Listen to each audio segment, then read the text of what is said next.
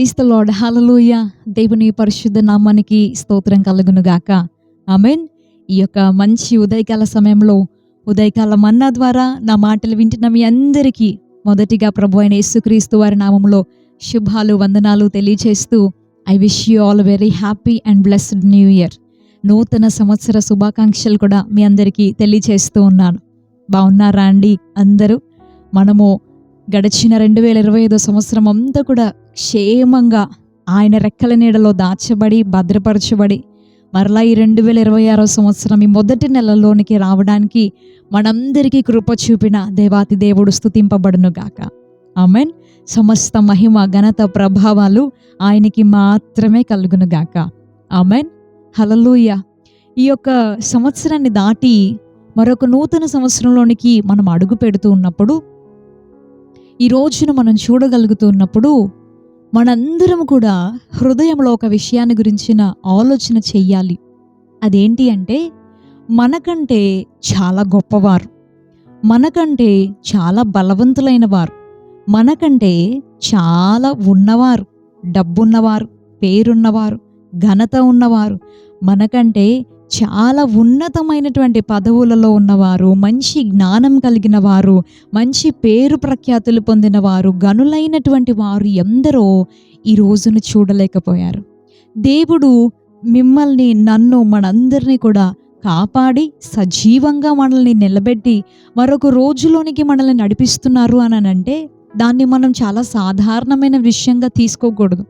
ఎక్కువగా మనం ఈ విషయాన్ని గురించి ఆలోచన చెయ్యం. రేపు ఉదయకాలం నేను లెగుస్తాను, అది ఒక సాధారణమైనటువంటి విషయంగా మనం భావిస్తూ ఉంటాం. కానీ చాలామంది రేపటి రోజు చూస్తాం అనుకుని కూడా చూడలేకపోయిన వారు ఉన్నారు. కానీ మీరు నేను మనందరం ఇంకా బ్రతికున్నాము అని అంటే ఇది ఆయన చూపిన కృప అనే విషయాన్ని మనం మర్చిపోకూడదు. ఆయన మనకు చూపుతున్న వాత్సల్యం అని మనం మర్చిపోకూడదు. ఎందుకనంటే దేవాతి దేవుడు తన వాత్సల్యం మన పైన చూపుతున్నాడు కాబట్టే ఇంకా మనము నిర్మూలం కాకుండా ఉన్నాం. మనము దేవుని వాక్యానుసారంగా ఆత్మీయులంగా జీవించాల్సినటువంటి వారము. ఎన్నో విషయాల్లో ఇంకా దేవుని బాధ పెడుతూ, దేవుడు వద్దు అన్నది కావాలి అంటూ, దేవుడు అసహించుకునే దాన్ని ప్రేమిస్తూ, ఆయన వాక్యం మనకి ఏది చేయమని చెప్పిందో దాన్ని చేయకుండా, ఏది వద్దు అని చెప్పిందో దాన్ని చేస్తూ అనేక రీతులుగా ఆయన మాటలను, ఆయన ఆజ్ఞలను మీరుతూ ఉన్నప్పటికీ కూడా ఆయన మన ఎడల వాత్సల్యం చూపుతున్నాడు. అందుకే మనం ఇంకా సజీవంగా సంతోషంగా ఉండగలుగుతున్నాం. కొందరు దేవుని సమయాన్ని బట్టి, దేవుని పిలుపును బట్టి దేవుని సన్నిధికి వెళ్తూ ఉంటే, కొంతమంది అయితే పాపమును బట్టి వచ్చి జీతమైనటువంటి మరణము ద్వారా ఈ లోకాన్ని విడిచిపెడుతూ ఉన్నారు. మీరు నేను మనందరం కూడా ఈ ఉదయకాలము నేను ఈ రోజును చూడగలుగుతున్నాను అని అంటే మనందరం ఆలోచించాల్సినటువంటి విషయం అని ఇందాక నేను చెప్పిన రీతిగా అదేంటిది అని అంటే, దేవుడు నన్ను ఇంకా బ్రతికించి ఉంచాడు అని అంటే నా పట్ల ఆయనకి ఇంకా ఏదో ఒక గొప్ప ఉద్దేశం ఉంది. చాలామంది మంచివారు, గొప్పవారు, బలవంతులు లోకాన్ని విడిచిపెడుతూ ఉన్నారు. కొందరు అవిధేయతలను బట్టి, కొందరేమో దేవుని సమయాన్ని బట్టి, దేవుని పిలుపును బట్టి ఆయన సన్నిధికి వెళ్తూ ఉన్నారు. కానీ మీరు నేను ఇంకా ఈ భూమి మీద ఉన్నాము అని అంటే దేవునికి మన ఎడల ఒక ప్రత్యేకమైనటువంటి చిత్తం ఉంది, ఆయనకి ఒక ప్రత్యేకమైనటువంటి ప్రణాళిక ఉంది అనే విషయాన్ని మనం మర్చిపోకూడదు. దేవుని వాక్యం ఇలా సెలవిస్తుంది. మనం చదివితే అపోస్తలులైన పౌలు గారు తెస్సలోనికేయులకు రాసినటువంటి మొదటి పత్రిక 5వ అధ్యాయము 16వ వచనము మనందరికీ బాగా సుపరిచితమే. ప్రతి విషయమునందు కృతజ్ఞతాస్తుతులు చెల్లించుడి, ఇలాగు చేయుట యేసుక్రీస్తునందు మీ విషయంలో దేవుని చిత్తము. హల్లెలూయా.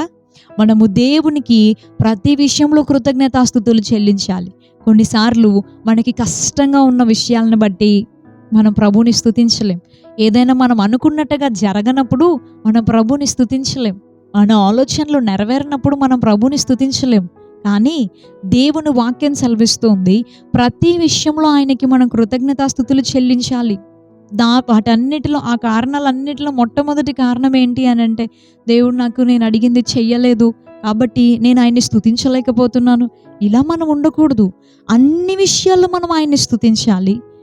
ఏమి మనం అనుకున్నట్టుగా జరగకపోయినా, ఏ కార్యము మన జీవితంలో జరగకపోయినా మనం ఇంకా బ్రతికున్నామే, ఆ ఒక్క కారణమే చాలు మనం ఆయన్ని స్తుతించడానికి. అయితే మనము ఈ రోజుల్లో ఎక్కువ మంది ఎలాంటి వారిని చూస్తున్నామో తెలుసా అండి?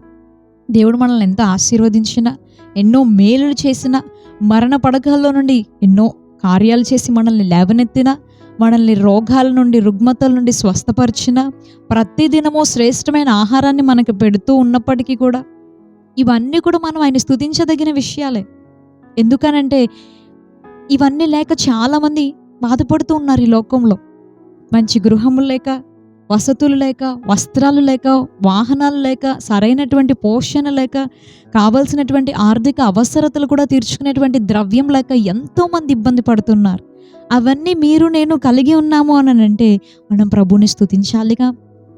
కానీ లోకంలో ఎక్కువ మంది ఎలా ఉన్నారు అని అంటే ఉన్న వాటిని బట్టి ప్రభుని స్తుతించేవారిగా కాదు, ఎన్ని ఉన్నా ఇంకా ఏదో లేదు అని కంప్లైంట్ చేయడమే ఎక్కువైపోయింది. కాదంటారా? వయసుతో నిమిత్తం లేదు, చిన్నవాళ్ళ నుండి పెద్దవాళ్ళ వరకు అందరూ కూడా ఇదే. ఏమి అంటే ఏదో లేదు, ఏదో నేను అనుకున్నది జరగలేదు, ఏదో నేను అడిగింది దేవుడు చేయలేదు, ఏదో లేదు, అది లేదు, ఇది లేదు. అన్నీ ఉన్నాయనుకున్న వారు ఈ రోజున లేరు. కానీ మనం ఉన్నాం. మనం ప్రభుని స్తుతించాలి. దేవుని వాక్యం చెబుతున్న రీతిగా మనం ఆలోచన చేస్తే కష్టాలని బట్టి కూడా మనం ప్రభుని స్తుతించాలి. మనం అడిగినవి దేవుడు ఇవ్వకపోయినా కూడా మనం ఆయన్ని స్తుతించాలి. దేవుడు మన ప్రార్థనలకి జవాబిచ్చే దేవుడే, మన ప్రార్థనలు ఆలకించే దేవుడే. కానీ కొన్ని విషయాలకి ఆయన నో అనే ఆన్సర్ చెప్తారు. ఇది వద్దు, నీకు నీ జీవితంలో ఇది వద్దు అని. మనం అడిగింది దేవుడు ఇవ్వడు. ఇవ్వకపోయేసరికి దేవుడు నా ప్రార్థన వినలేదేమో అనుకోవడం కాదు, కానీ దేవుడు ఇది మన జీవితంలో మనకి ప్రమాదము అని, మనకి తప్పించారు అని మనం అనుకోవాలి. లేదా దేవుడు దీని ద్వారా నాకేదో ఒక పాఠాన్ని నేర్పిస్తున్నారని మనం అనుకోవాలి. అలాంటి ఆలోచన విధానాన్ని మనం డెవలప్ చేసుకున్నప్పుడు ప్రతి విషయాన్ని బట్టి మనం కృతజ్ఞతాస్తుతులు చెల్లించగలం. యోసేపును మనం చూస్తే బైబిల్లో దేవుడు అతనికి కలల ద్వారా చెప్పాడు, నిన్ను ఉన్నతమైన స్థానంలో ఉంచుతాను అని. వాటి అర్థం అదే, కలల ద్వారా. తనకు వచ్చినటువంటి ఆ యొక్క కలలను బట్టి దేవుడు నా జీవితంలో ఇలా చేస్తాడు అనే ఆశలు, ఆలోచనలు ఎన్నో కలిగి ఉన్నాడు. కానీ సుమారుగా 13 సంవత్సరాలకి పైగా అతని జీవితంలో దేవుడు చూపించినటువంటి ఆ కలల ప్రకారంగా ఏమీ జరగలేదు. ఇంకా అతనికి ఎదురైంది ద్వేషం, తన సహోదరుల నుండి వెలివేయబడ్డం, దూరం చేయబడ్డం, సొంత అన్నదమ్ములే అతన్ని అమ్మేయడము, ఇవన్నీ మనం చూస్తాం. చెరసాలలో వేయబడడం, బానిసగా వెళ్ళిపోవడం, చెయ్యని నేరానికి నిందించబడడం, దూషించబడడం, ఇవన్నీ కూడా ఒక చీకటికరమైనటువంటి, ఒక ఆనందం లేనటువంటి, ద్వేషించబడినటువంటి, ఒంటరితనమైనటువంటి పరిస్థితులు ఎన్నో ఆయన అనుభవించాడు. నిందలు, అవమానాలు ఇవన్నీ కూడా చూసినప్పుడు ఎక్కడా దేవుణ్ణి కంప్లైంట్ చేయలేదు. ఏంటి ప్రభా నువ్వు నాకు చూపించింది ఏంటి, ఇలా జరుగుతుందేంటి నా జీవితంలో అని ఒక్కసారి కూడా అతను మాట్లాడినట్టుగా మనం చూడలేదు. ప్రతి సమయంలో కూడా దేవుని భయంతో బ్రతికాడు.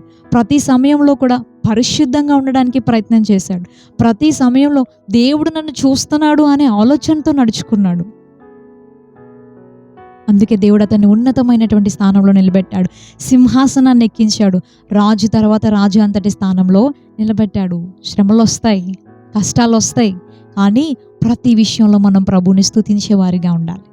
ప్రతి విషయాన్ని బట్టి మనం దేవునికి వందనాలు చెప్పాలి. ఎందుకనంటే మన దేవుడు మంచివాడు. ఆయన మన జీవితంలో ఏం చేసినా ఆయన మేలే చేస్తాడు. ప్రభువా నన్ను ఇంకా బ్రతికించి ఉంచావు, నీకు వందనాలు. నాకు మంచి ఆహారం పెడుతున్నావు, నీకు వందనాలు. నా జీవితంలో నేను అడిగినవి ఇచ్చావు, నీకు వందనాలు. ఈ 2025 సంవత్సరంలో మనం అడిగినవి చాలా దేవుడు ఇవ్వకపోయి ఉండొచ్చు, వాటిని బట్టి కూడా దేవునికి వందనాలు. హల్లెలూయా. ఎందుకనంటే మన దేవుడు మంచివాడు కాబట్టి. తండ్రి బిడ్డలకి ప్రమాదం అనుకున్న దాన్ని ఇవ్వడు. పిల్లలకి ఆనందంగా ఉంటుంది, నాకు ఇది ఉంటే బాగుండు, నేను ఇలా చేస్తే బాగుండు, నేను ఇలా వెళ్తే బాగుండు అని పిల్లలు తల్లిదండ్రులను అడిగినప్పుడు తల్లిదండ్రులు నో చెప్తారు కొన్నిసార్లు. అప్పుడు పిల్లలకి బాధ వేస్తుంది, కోపం వస్తుంది. కానీ అది ప్రేమతోనే అని, బిడ్డల మంచి కొరకే అని ఒక సమయం వచ్చిన తర్వాత వాళ్ళు కూడా గ్రహిస్తారు. మన తండ్రి కూడా, మన పరమ తండ్రి కూడా మనకంటే ఎంతో మంచివాడు. ఆయన మన జీవితంలో ఏది చేసినా కూడా ఆయన మేలే చేస్తాడు. మనం వాక్యానుసారంగా నమ్మకంగా జీవిస్తున్నప్పుడు మాత్రమే. మరలా ఈ విషయాన్ని మర్చిపోకూడదు. నేను పాపంలో ఉంటూ అవిధేయతలో ఉంటూ ఎలా ఉన్నా కూడా దేవుడు నా జీవితంలో మేలే చేస్తున్నాడు, ఈ శ్రమలన్నీ దేవుడే అనుమతిస్తున్నాడు అని అనుకోకూడదు. అవిధేయతలను బట్టి, దేవుణ్ణి విడిచి దూరంగా వెళ్ళడాన్ని బట్టి శ్రమలు మనకి మనమే కొని తెచ్చుకొని కొన్నిసార్లు నష్టపోతూ ఉంటాం, బాధపడుతూ ఉంటాం. కానీ దేవుని సంతోషం కొరకు బ్రతికే వారి జీవితంలో మాత్రము దేవుడు ఏది అనుమతించినా కూడా అది మేలు కొరకే. కాబట్టి ప్రతి విషయంలో దేవుని స్తుతించడం నేర్చుకుందాం. కంప్లైంట్ చేయడం వద్దు, సనగడం వద్దు, ఇది లేదు అది లేదని నిందించడం నేర్చుకోకుండా దేవానికి స్తోత్రం అని అన్నిటిని బట్టి సంతృప్తిగా ఉంటూ ప్రతి విషయంలో దేవుని మనం స్తుతించగలిగితే, ప్రతి సమయంలో దేవుని యందు మనం ఆనందించగలిగితే, మనం ఆరాధించే దేవుడు స్తుతుల ద్వారా అద్భుతాలు చేసే దేవుడై ఉన్నాడు. స్తుతించే వారంటే ఆయనకి చాలా ఇష్టం. వారికి సమీపంగా ఉంటాడు. వారికి ఏది అవసరమో ఆ అవసరతలు తీరుస్తాడు. స్తుతించే వారి జీవితంలో దేవుడు అద్భుతాలు చేస్తాడు. కాబట్టి ప్రతి విషయంలో దేవునికి కృతజ్ఞతాస్తుతులు చెల్లిద్దాం. ఇది మన జీవితంలో దేవుడు కలిగి ఉన్నటువంటి చిత్తమై ఉన్నది. ఆయన చిత్తం చేసే వారికి ఆయన ఎన్నో గొప్ప కార్యాలు చేస్తాడు. ఈ ఉదయకాలం అలాంటి గొప్ప కార్యాలు మనందరి జీవితాల్లో దేవుడు జరిగించునుగాక. ఆమేన్. ప్రార్థన చేసుకుందాం. మహాపరిశుద్ధుడా, మహాగణుడానికి వందనాలు, కృతజ్ఞతలు, స్తోత్రాలయ్యా. 2025 సంవత్సరం దాటి నూతన సంవత్సరంలోనికి మమ్మల్ని అందరినీ నడిపించినందుకు వందనాలు. మమ్మల్ని సజీవంగా ఉంచినందుకు, కాపాడినందుకు నీకు వందనాలు. నీవిచ్చిన క్షేమాన్ని బట్టి నీకు వందనాలయ్యా. మా జీవితంలో నీవు చేసిన ప్రతి దాని కొరకు నీకు స్తోత్రములు. నీవు చేయకుండా తప్పించిన ప్రతి దాని కొరకు నీకు స్తోత్రమయ్యా. ఏది చేసినా నువ్వు మేలే చేస్తావయ్యా. అందుకే ప్రతి విషయాన్ని బట్టి కృతజ్ఞతాస్తుతులు చెల్లించమన్నావు అయ్యా. ఇది నీ చిత్తము అని మాకు తెలియజేస్తూ ఉన్నావు. నీ చిత్తం చేసే వారి ఎడల నువ్వు కృప చూపుతావు, ఆశీర్వదిస్తావు, అద్భుతాలు చేస్తావయ్యా. ఈ ఉదయకాలం దేవా, మాకు ఇంకా ఏదో లేదు అని నిందించే వారంగా కాకుండా మేము కలిగి ఉన్న వాటన్నిటిని బట్టి, మా జీవితంలో జరుగుతున్న ప్రతి పరిస్థితిని బట్టి నీకు వందనాలు, కృతజ్ఞతలు అని నాతో ఏకీభవిస్తున్న ప్రతి బిడ్డ జీవితంలో నీ అద్భుత కార్యాలు జరుగును గాక అని ప్రార్థిస్తూ, ఈ సంవత్సరం అంతా కూడా నీ కృపాక్షేమములు మా అందరి వెంట వచ్చును గాక.